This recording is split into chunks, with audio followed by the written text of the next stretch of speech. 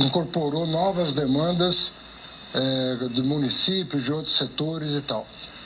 Desde o começo desse debate, em todas as ocasiões, eu fiz menção a um parecer da Advocacia Geral da União e da Procuradoria-Geral da Fazenda Nacional sobre a inconstitucionalidade da proposta. E não recebi nenhum pedido de audiência para explicar o porquê daquilo. Então a coisa transcorreu sem que houvesse uma interação maior do Ministério da Fazenda e da área econômica com os setores envolvidos. No caso dos municípios, nós encaminhamos uma lei que foi aprovada, foi sancionada, que prevê a reposição do Fundo de Participação dos Municípios em relação à arrecadação do ano passado.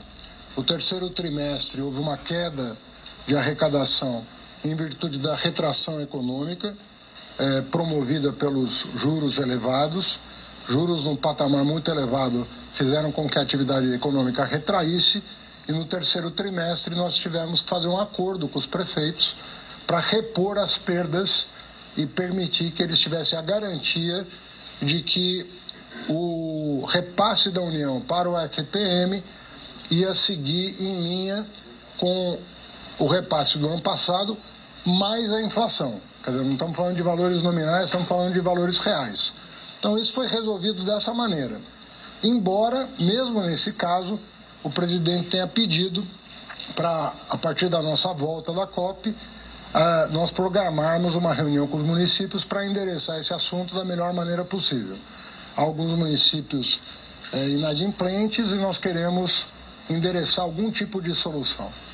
No caso dos setores, o que houve foi o seguinte: quando se aprovou a reforma da Previdência, em virtude do fato de que você restringiu direitos previdenciários de um conjunto expressivo da população, relação à idade mínima, tempo de contribuição, o legislador fez constar da reforma da Previdência um dispositivo que não permitia mais benefícios fiscais para empresas, justamente para combater o déficit da Previdência, do lado da despesa e do lado da receita, que é o caso agora.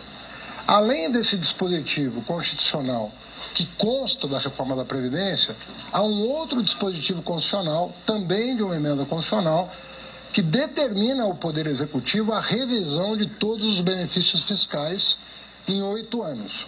Então, nós, em linha com o nosso discurso desde o começo do ano, a União perdeu 1,5% do PIB de arrecadação, em virtude do aumento do chamado gasto tributário. É um conjunto enorme de leis, abrindo mão de receita, abrindo mão de receita, abrindo mão de receita, e nós estamos agora com um desafio de fechar esse déficit, combatendo o gasto tributário, seguindo a determinação constitucional de revisão dos gastos tributários.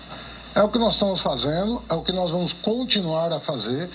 Nós ainda temos o ano 2024 para fazer uma revisão de outras despesas tributárias importantes que estão comprometendo a saúde financeira da União e dos estados e municípios. Porque quando a União perde receita, ela deixa de repassar para a FPE e o FPM aquilo que é direito de estados e municípios, razão pela qual eles também estão sofrendo as consequências desse processo que começou 10 anos atrás e não parou até hoje. Então nós temos que dar uma parada, um freio de arrumação nisso, observar todas as despesas tributárias, desculpe, fazer essa revisão que está sendo feita, e também nesse caso dos setores, também na volta da COP, nós vamos apresentar para o presidente Lula um conjunto de medidas que podem ser tomadas no final do ano para também equacionar esse problema. Algumas questões estão pendentes e nós temos que observar como o Congresso vai se posicionar em relação às medidas que a Fazenda endereçou ao Congresso Nacional. Essa semana vocês tomaram conhecimento, o Senado avançou na CAI, na Comissão de Assuntos Econômicos, a lei dos BETs e a lei do chamado Fundo dos Super Ricos, que passou a receber uma taxação de 8% sobre estoque e 15% sobre o fluxo. A CAI aprovou por voto de liderança, quase que simbolicamente. A previsão é que terça e quarta da semana que vem essas duas leis cheguem ao plenário, com grandes chances de serem aprovadas em virtude do acordo que foi montado no Congresso Nacional, e vai ficar uma pendência muito importante, que é a MP 1185. A MP 1185 corrige um problema da ordem de 0,4% do PIB, quase 40 bilhões de reais. E é uma falha que está sendo corrigida, que é a chamada subvenção a custeio. A União, sem aprovar nenhuma lei federal, por conta de uma interpretação equivocada, que já foi derrubada pelo Superior Tribunal de Justiça por 9-0, declarou ilegal a subvenção a custeio.